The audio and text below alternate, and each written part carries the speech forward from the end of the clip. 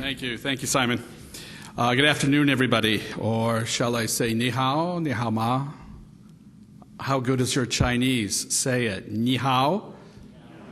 Oh, geez. Come on, a little enthusiasm. Chinese is sung. Ni hao? Okay. Ni hao ma?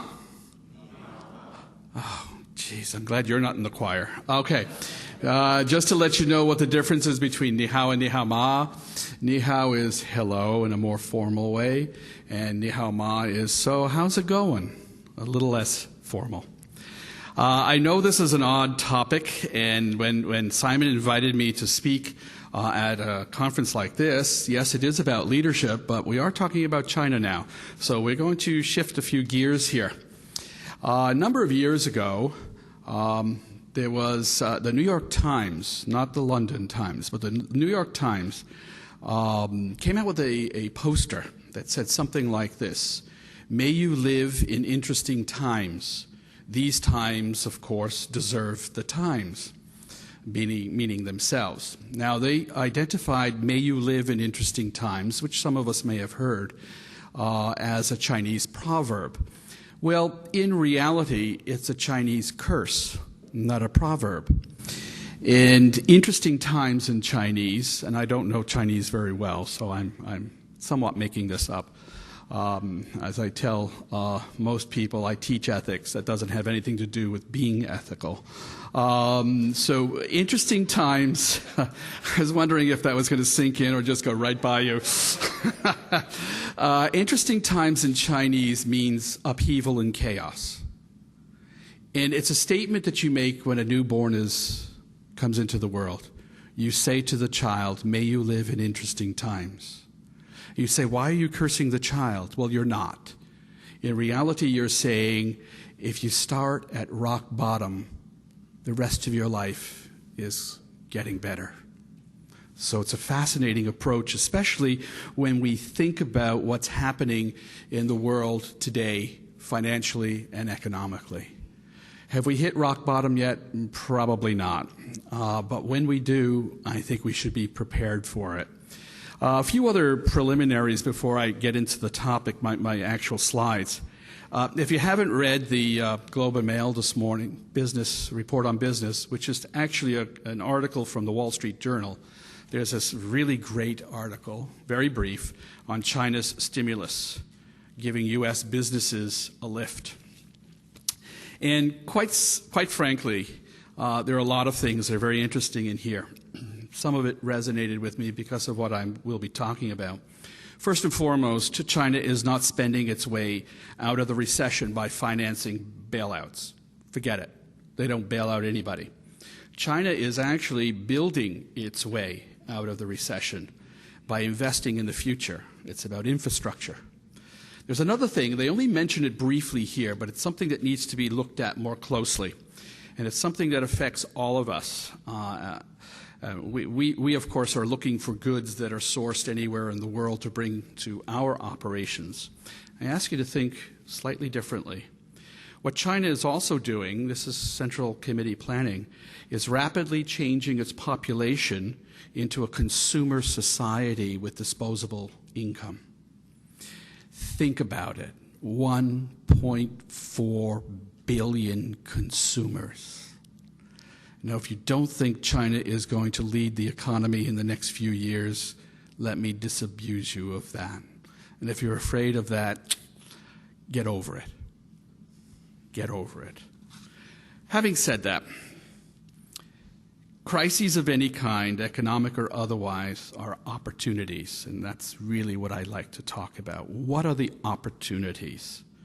The other is, I tried to ask myself, or I did ask myself, so how does this fit into a PMMS approach to life? And I noticed in one of the posters over there, the rather colorful ones, that there is a thing called the Structured Approach to Strategic Purchasing, SASP. And I was fascinated by it. Here I was reading it this morning and making some notes. And the first 5 stages outlined in the structural approach actually fit into what's going on in China and some thinking around it. First and foremost, at ground zero, I hate that term, The project preconditions for success need to be identified. Second, we have to look at, as they say in this SASP, how does the market work? It's a question. Well, this China thing is about how does the market work? What's the intel going on here? Third is assess our own business needs, obviously in light of how the market works. The 3A is, can you picture what the future needs are in order to make your decisions work? Well, this is about current and future. Chinese never think in terms of now. They always think in terms of 2 generations. It's what their grandchildren will reap as a result of what they plant now. And then finally, 3B, how do we identify clear measures that recognize success? So having all this in mind, let me proceed to talk about China 2006-2010 and how it is reshaping international trade lanes, basically international trade logistics. To begin with, let me give you my version that we at the Logistics Institute and I personally have developed over the last few years about, so what is this thing called supply chain logistics? We refer to it as supply chain logistics. We try to combine everything because our members demand it and because we think this is what the shape of the entire field of expertise is. And we break it out into 4 levels of responsibility and decision making. At the most strategic level, we integrate all aspects of supply chain logistics, integrates all aspects of an organization's business strategy. With strategic visions to the top of the pyramid, where the objective is to deliver value to end users for our products and services. So it's about value and value proposition. That drives the business. It begins with value. At a more structural level, organizational level, if you will, it's about partnerships. It's about inter-organizational relationships. There is no such thing as any company that lives and dies on its own. Well, it could die on its own, but it can't live on its own. And therefore, to deliver on the vision and the value, we need vendor networks upstream, which is more your area, and we need distribution channels downstream. Putting the whole thing together in an integrated process, we have what we in our field call logistics, which supports, it's the operations that support the partnership and interorganizational relationships. It's about procurement, inventory, and distribution, transportation. And of course, at the bottom, the foundation, are all the great enablers. I love working with companies who feel that IT is the solution to everything, when in reality it's an enabler of solutions. It is not in and of itself a solution.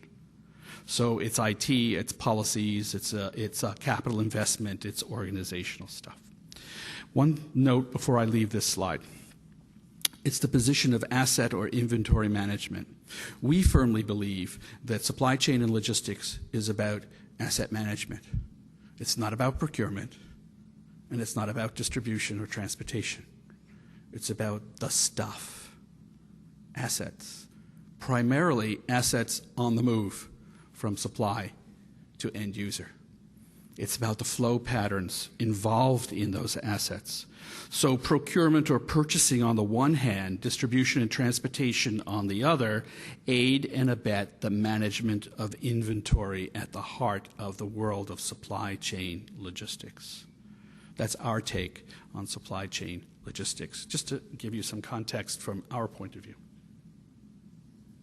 Having said that, what keeps us awake at night? Somebody asked that question. I think it was Rob asked that question this morning. So what keeps us awake? Not CEOs, not executives, not those people out there. Us. What keeps us awake at night? Well, as supply chain logistics professionals, there are 6 key drivers, what we call the 6 V's, which has nothing to do with me and my name. It's about value, velocity,